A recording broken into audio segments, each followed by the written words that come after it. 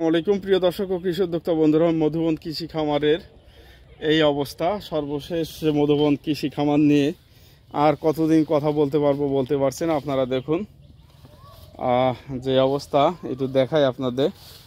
মধুবন কৃষি খামার প্রায় ধ্বংসের কাছাকাছি, সানবার্ন হয়ে প্রায় শেষের কাছাকাছি আপনাদের দেখাই।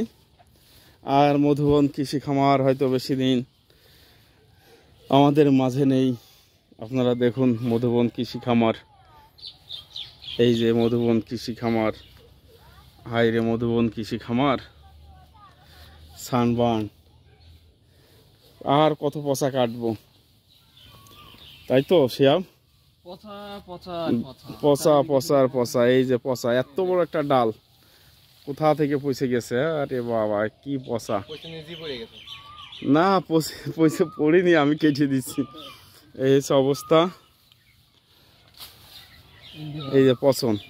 ধরো তো, এটা একটু কাটো তো, একটু কাটতে কাটতে যাও। এই মাথা, এই যে মাথা, আসলে কি বলবো, এই পচন তো রোধ করা খুব কষ্টকর। আসলে যে তীব্র তাপদাহ চলছে, তাতে করে এইভাবে আসলে ড্রাগন বাগানিরা নিস্তার পাবে, এটার একটা সমাধান আমার কাছে অনেকেই সমাধান চাচ্ছে, কিন্তু আমি নিজেই সমস্যায় জর্জরিত। এমন হিটওয়েভ যদি আরো কিছু কিভাবে বলি, আসলে তো অনেক বাগান যে অবস্থা, তাতে করে শেষ হয়ে যাবে, শেষ হয়ে যাওয়ার পথে। আর 10-15 দিন থাকলে মধুবন কৃষি খামার মাটির সাথে হয়তো মিশে যাবে, লক্ষণ তাই। আর দেখুন মধুবন কৃষি খামার, পচনের শেষ নেই।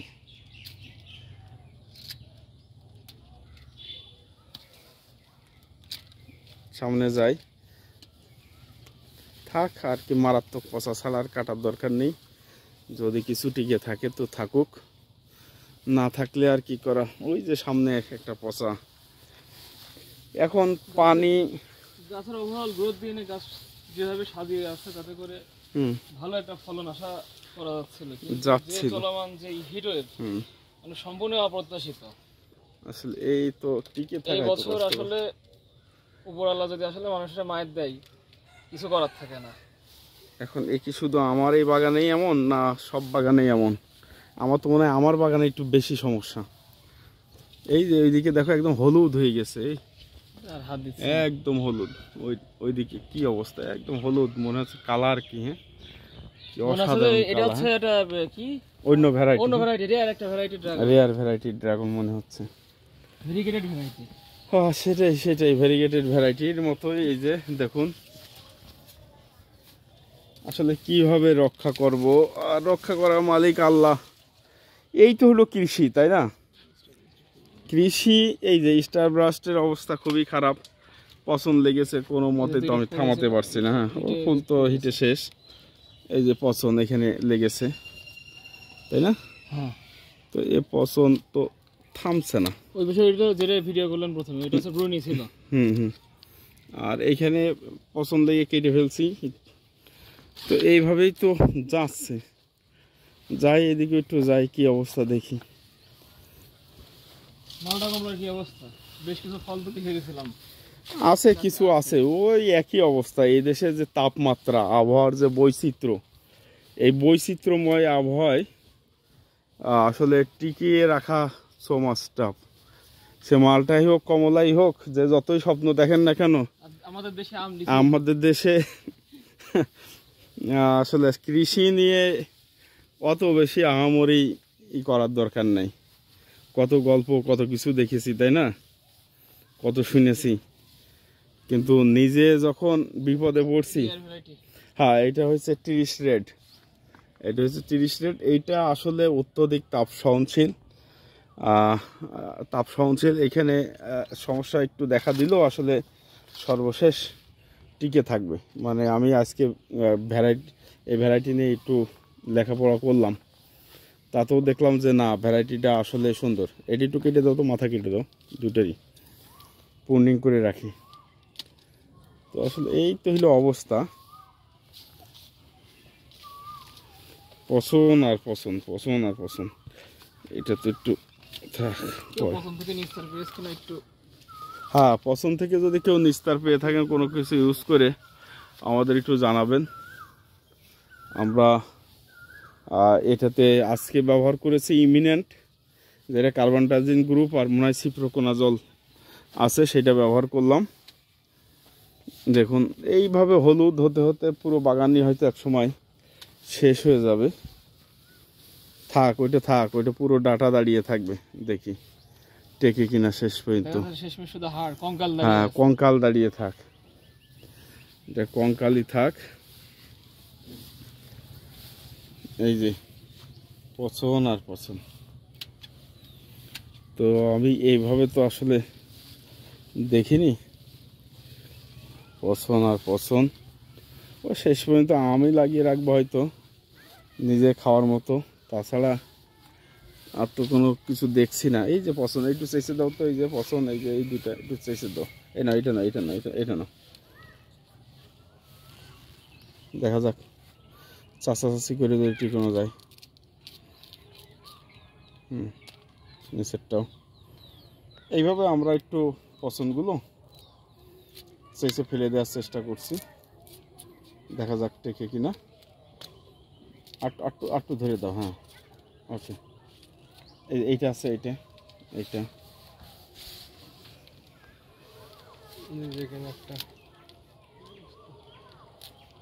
আর কত, আল্লাহ ভরসা, দেখা যাক। আর 10-15 দিন থাকলে বাগান শেষ মনে হচ্ছে। তাপমাত্রা যদি চলতে থাকে, বৃষ্টি না হয়, তাহলে একমাত্র আল্লাহ ছাড়া আর কেউ বাঁচাতে পারবে না। বাগান কি টিকিয়ে রাখা সম্ভব হবে? মনে হয় না। এই যে এইটা চেয়েছে দেওয়া হয়েছিল, এই যে আবার দেখুন কি অবস্থা।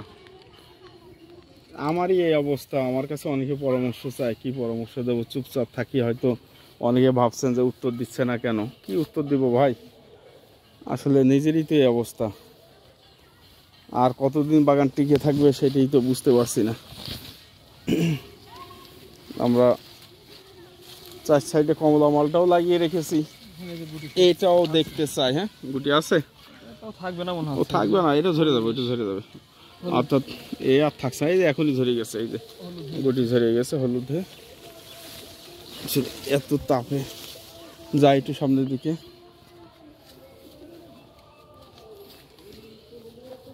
ইহার নাম কৃষি ভাই, এই যে এটা কেটে দাও।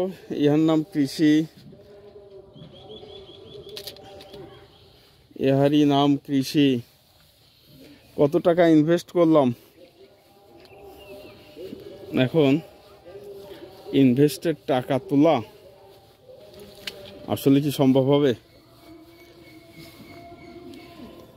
কি অবস্থায় দেখুন, এই যে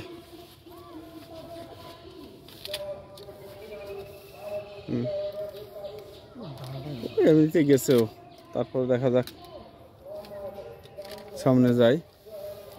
ওই যে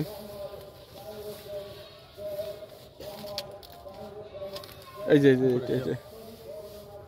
কতক্ষণ মন ভালো রাখবো কৃষক হিসাবে, সেটা আপনারাই বলুন। কৃষি যে সমৃদ্ধি তাও ঠিক আছে, কিন্তু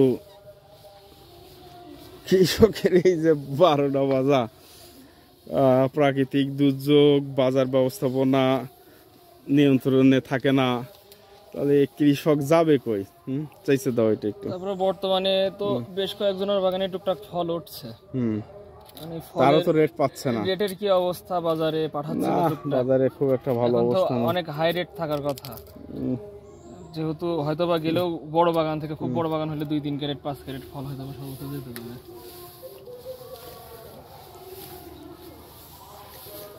এই যদি হয় অবস্থা, কিভাবে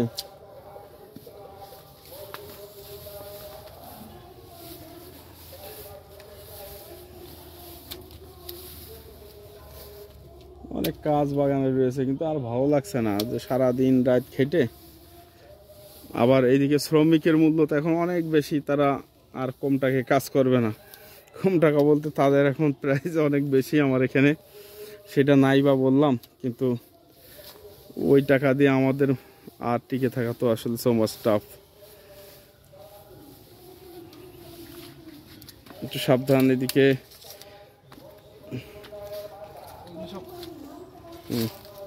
ওই চারা আর কি, ওই চারা বিক্রি করে যদি কোনো রকম টিকে থাকা যায়, তাছাড়া কই ফল বিক্রি করে টিকে থাকা কষ্টকর। হ্যাঁ আসো।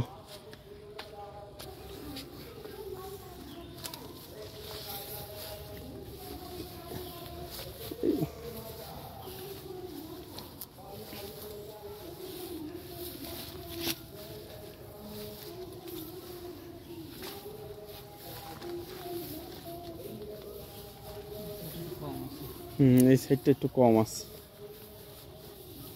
এখানে কি পাখি বাসা বাঁধলো নাকি? দাও তো, পাখি না ইঁদুর? পাখির বাসা।